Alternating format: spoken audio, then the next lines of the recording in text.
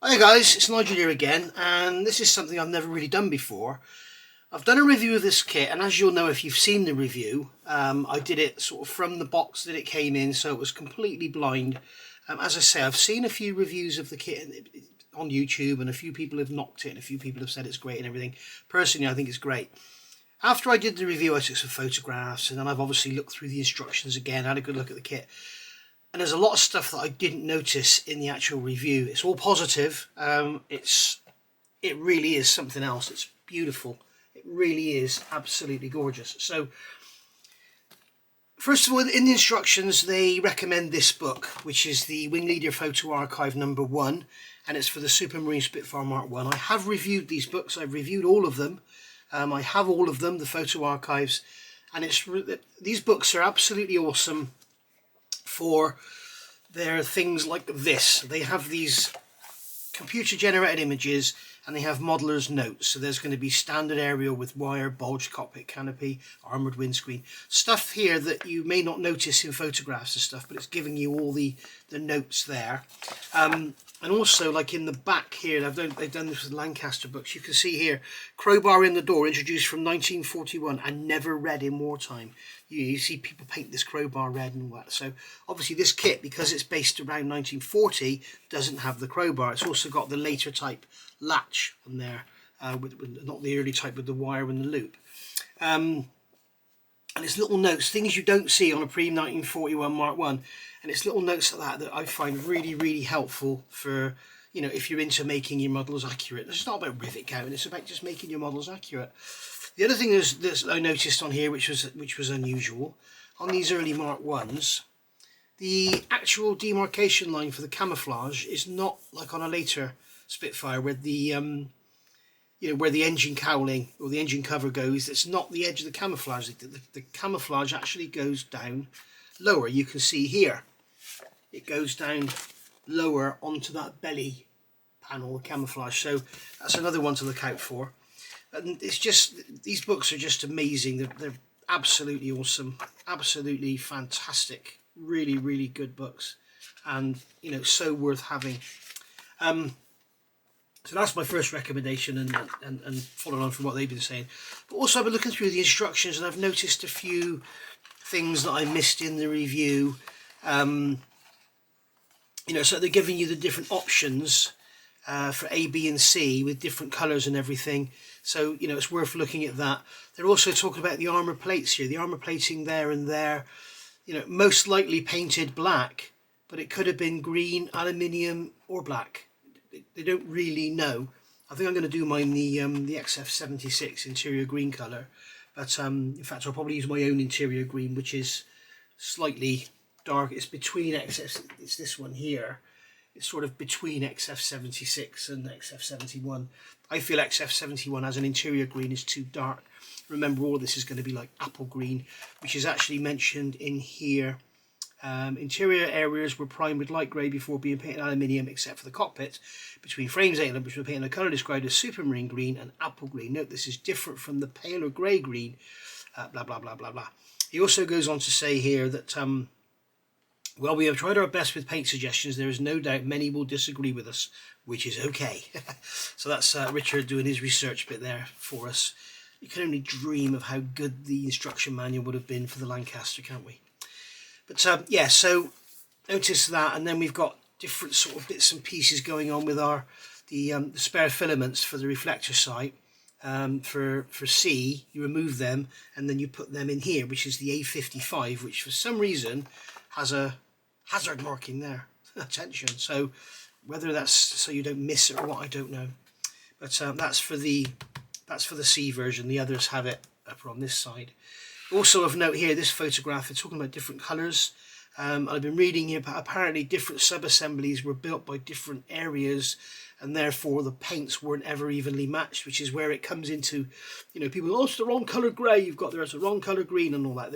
The colours varied, and the sky was often mixed in the field, so some were almost white and some were, you know, almost green. It's all over the place, and you can see here we've got the different shades on there of the browns and the greens. It's also of note we've got the aluminium here behind the cockpit, which is going to be very, very vivid. Also of note in here, which is something that I came across with my 1/24 Mark 9. Notice the front of that frame is green and the rear of it is silver or aluminium. So bear that in mind when you're building your kit. And then going on through, I realised this here, that recess is, if you build it with the access open, the back of the part has got like a hook on it that goes into that cutout area in the fuselage, whereas a lot of kits just rely on just a tiny little dab to get the, you know, there's no real permanent fixing for it. So they actually put a proper fixing in, but if you're going to have it closed, you need to fill that little seam there. That's what they're talking about. And then going through, we've got the fillets, and notice all the fabric stitching detail on there. We'll look at that in a second. The stencils on the exhaust I find absolutely amazing. Also of note, they're made from Inconel. They do not rust. People always paint their bloody exhaust rusty. They do not rust. And then we've got the door here without the crowbar and everything. And then we've got the details here. And it's also, when we look at this, you can see this is a May 1940, so it still had the black and white undersides. Previous to this, they had aluminium undersides, but they still had the black and white undersides. And then when you get to the sky undersides, note the wheel bay and the undercarriage legs and everything are still white. So we can see here, you can see here, this undercarriage leg here is black and that undercarriage leg is white. So they only painted the undersides, and apparently it was very, very patchily put on. So you can bear that in mind when you're doing your weathering, and you can make it look really, really patchy. Also of note of the different camouflage schemes, you can see basically they're a mirror. If you reverse that image, you get this one. So there's camouflage A and B. This one is, I believe this one is A, and this one is B, I believe. Don't take my word for it. So yeah, and also in here you've got all the different notes and everything. It's just absolutely amazing. You can see we've got all these decals for these fixings going on here. Absolutely amazing. Note the white fastener alignment markings and the unusually large gap behind the spinner. I'd never noticed that before. Look at that. Great big gap behind the spinner. So that's sort of enough really for the instructions. There's lots and lots to look at and lots to talk about. There's so much in this model that it just doesn't meet the eye straight away. I don't think there's really much on there to discuss. On here, I didn't notice until I started doing the photographs, but if you look in here, you can see the fasteners on that panel. Let me get the lighting better now we've got the instructions put away. You can see on here, these fasteners, they've depressed the metal around the fasteners, how they would be in real life. Instead of just having a load of recessed rivets, you can see there's actually depressions in the plastic, so it looks like a thin aluminium skin which has been held down, which is in real life what it is. It's absolutely amazing. And then when we come to the fuselage, something I didn't really talk about very much, and I want to go more into, we can see on here we've got, not only we've got the raised rivets, but we've got the overlapping panels, and you can see that we have steps in the panels. It's really beautifully done. It really is beautifully done. And you can also see, like on this panel here, I'm not sure if you're going to pick it up on the camera, but again we've got that depression, and then you can also see the beautiful detail on the rudder there. You've got the stitching and everything. No rivets on here, it's all filled. But yeah, really beautifully done. And as I said earlier, these Zeus fasteners are gorgeous. But it's just so impressively made. And as I say, these raised rivets, you have to be careful not to, I'll do what I normally do, I'll put tape over them. But I see Zinzan has done the same on his. So watching some of your guys' videos, it's like watching me. You've obviously picked up on a lot of the things I do, and you do the same. It's bloody great to see, I must be honest. And this is where I really wanted to go to town. Something I didn't notice when I was doing the review.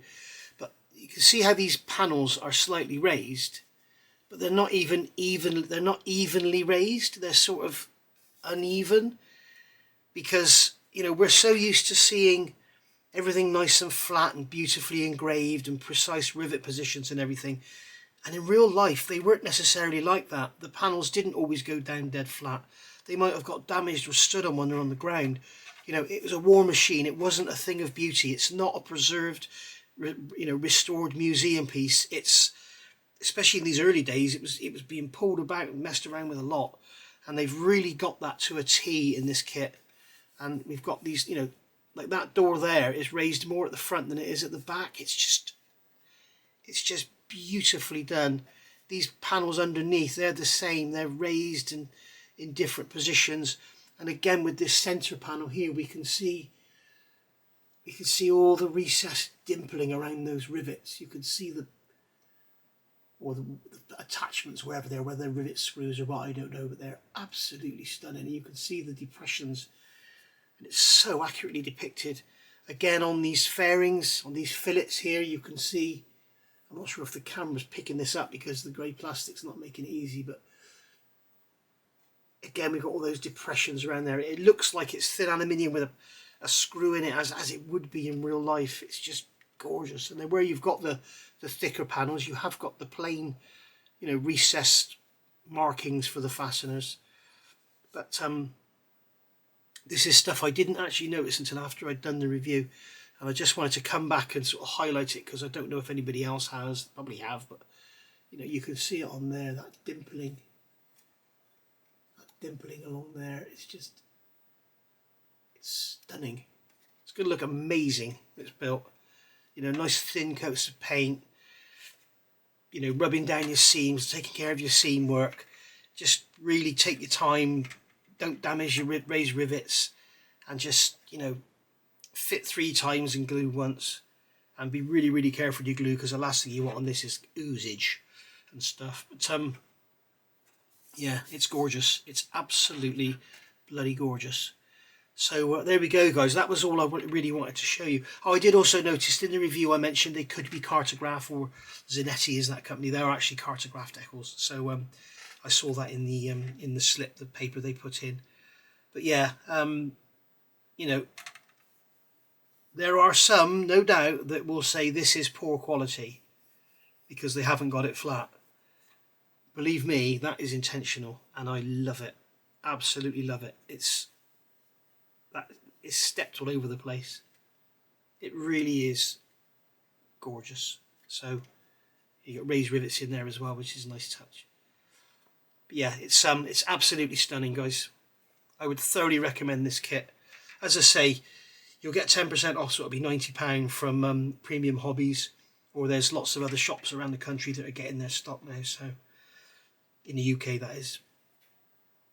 But yeah, well worth the money in my opinion. I know you can get the Revell Spitfire for like 25 quid or whatever, but comparing that to this is like comparing a Bentley to a Mini. They're just not in the same league in any stretch of the imagination, any stretch whatsoever. So there we go. Thanks for watching, guys.